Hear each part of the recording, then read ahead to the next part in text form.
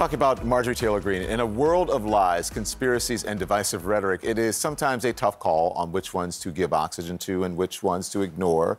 But this morning, a sitting U.S. Congresswoman suggests that if she had been in charge of the January 6th attack on the Capitol, the crowds would have been armed and they would have, quote, won the insurrection. Speaking at an event hosted by the New York Young Republican Club, Marjorie Taylor Greene said this. Watch. I come to Washington. I swear in on January 3rd. I get accused of giving insurrection tours, which I thought was hilarious because I couldn't even find the bathroom in the Capitol. True story. Then January 6th happens, and next thing you know, I organized the whole thing along with Steve Bannon here. And I want to tell you something. If Steve Bannon and I had organized that, we would have won.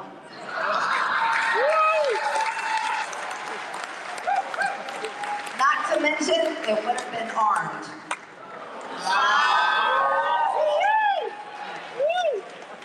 Yeah. See, that's the whole joke, isn't it? They say that whole thing was planned, and I'm like, are you kidding me? A bunch of conservatives, Second Amendment supporters went in the Capitol without guns, and they think that we organized that? I don't think so. Well, those are interesting comments, to say the least, considering how she felt during the attack. Greene messaged White House Chief of Staff Mark Meadows, and I quote here, "Please tell the president to calm people. This isn't the way to solve anything." Publicly, of course, a different tune.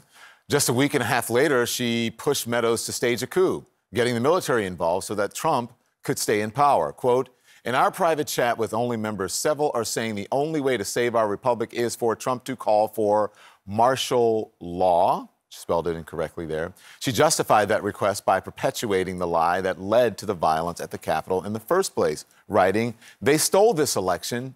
We all know they will destroy our country next." Caitlin? Well, Don, let's talk about more of this with CNN's senior political analyst and author of Wingnuts, John Avlon, and CNN political commentator Errol Lewis, who's a columnist for New York Magazine and the host of You Decide podcast. One, they did bring weapons to the Capitol on January 6th, correct? Yeah.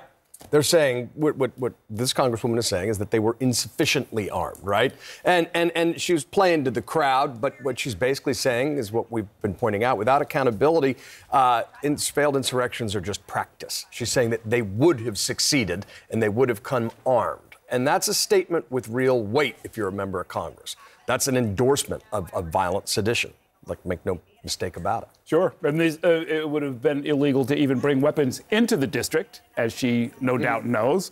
It's the kind of thing where, in the name of being cute in front of the donors or whatever group she was addressing, she could talk herself into a grand jury. I mean, this is not stuff to take lightly.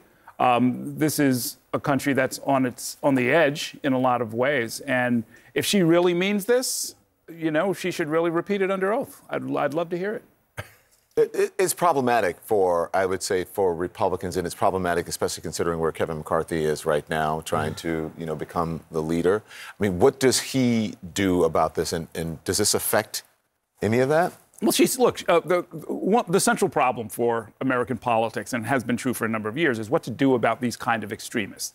Not just the statements, but the actions, the undermining of institutions, the undermining of elections and faith in those elections.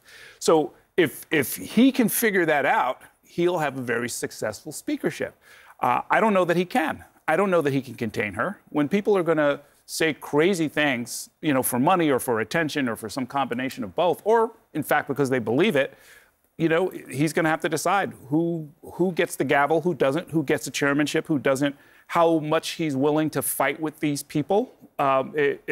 He's got the same problem as the rest of us. What do you do about the extremists? Yeah, and it's more difficult because he's trying to thread the needle with majority support. But, you know, let's be real clear about this. For all those Republicans who pretended, you know, this was just a bad tourism day, nothing really happened. What Marjorie Taylor Greene just said, the quiet part out loud, as she is wont to do, is if we'd been organizing it, we would have been successful. Successful in what? Overturning an election, our democracy. And why? Because we would have been armed.